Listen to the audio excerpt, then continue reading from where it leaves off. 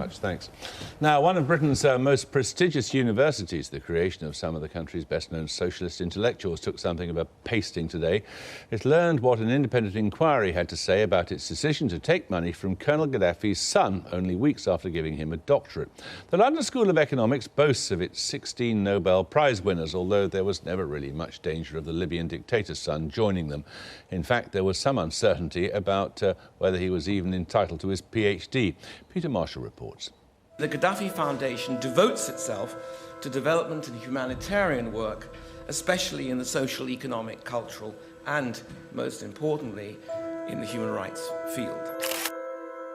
The human rights field under Gaddafi. Saif is committed to resolving contentious international and domestic issues through dialogue, debate, and peaceful negotiations. Dialogue and negotiations under Saif and his family. I've come to know Saif as someone who looks to democracy, civil society and deep liberal values. Professor David Held was a big fan of Saif Gaddafi. He was his mentor at the LSE, securing Libya's £1.5 million donation. All this perhaps makes him the personification of what Lord Woolf identifies in his report as the naivety of the LSE. Woolf identifies a chapter of failures. Saying the LSE allowed links with Libya to grow to such an extent that they became overwhelming, affecting judgments across the board. Although 3 departments refused to teach him on the grounds he wasn't up to it, a 4th, philosophy, accepted Saif. They believed what they wanted to believe, that Saif Gaddafi was a good guy representing hope. Indeed, he was charm itself addressing an LSE audience last year, his tongue a bane in cheek over his father's democracy. In theory, Libya is the most democratic state in the world.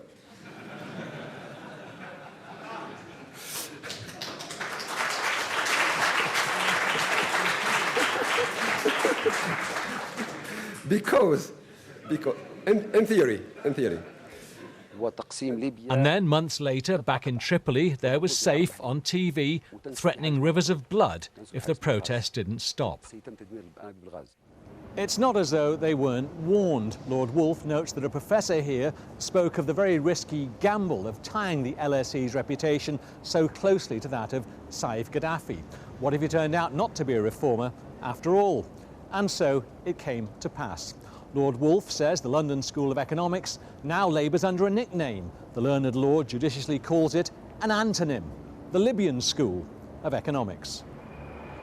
For students at the LSE, the Gaddafi affair can be regarded as an object lesson in ethics, governance and economics, a course they may not have signed up to, but are learning fast.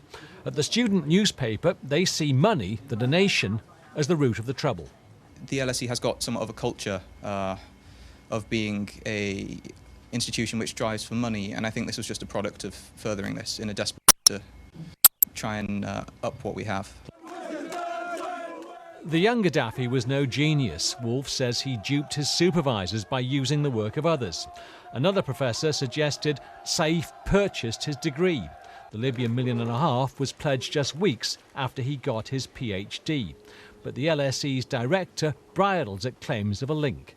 There is absolutely no evidence in the Woolf report or anywhere else that we sold a doctorate. I mean, deny that absolutely. I'm sure you're aware from the report that, in fact, we refused to take any money while he was a student, and that is a very, very strict policy. He was, in some senses, the LSE's star student. And now Saif Gaddafi stands indicted for war crimes. His alma mater must wish they kept the doors locked. Well, with us now is Lord Desai, one of Saif Gaddafi's PhD examiners at the LSE. Was he a talented student? He was. Talented in what? Carlos the Jackal of the LSE student. Did you know that his essays had actually been written by somebody else? Not that, because I wasn't involved with his essays. I was only involved with his PhD. I examined his PhD. Which also was written by someone else, wasn't it? Well, he went through an oral examination for 2.5 hours with myself and a fellow examiner from Southampton, and he did all right. We were able to question him, and he answered our questions. Then he asked me to do some more work because we were not happy with the thesis as it was, and it is submitted. Are you sure he actually wrote the bit that he then submitted to you? Well, you can't be subjected to a rigorous oral examination unless you have on top of what you've written. And what do you think about the fact that while he was rewriting it, he was actually asked for a large dollop of cash for the LSE? I was not aware of it until I read the Wolf report. Right. We were as an examiner, I was absolutely following the rules, right, and that's straightforward. In your judgment, he was entitled to his PhD? In my judgment, he was entitled, or I would not have signed that form. Fine. And there's no shadow of doubt in your mind that he might have been admitted to the LSE because he was the son of a filthy rich dictator? No, actually, originally there was a debate that he should not be admitted because he's son of a filthy rich dictator. And I would take the view that when you admit somebody, you don't look at who their father or mother is. But this is enormously damaging for the LSE, isn't it? It has proved to be a great mistake, a huge damage to the brand. And as the Wolf report shows, it was when confronted with power and money, we let our standards go. Why doesn't the LSE withdraw his PhD at least?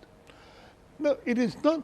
The University of London gives a PhD, and it is not up to the LSE to withdraw PhD after it has been given, just because LSE did not do due diligence on receiving his money. You think he's entitled to his doctorate? Absolutely. Lord Desai, thank you.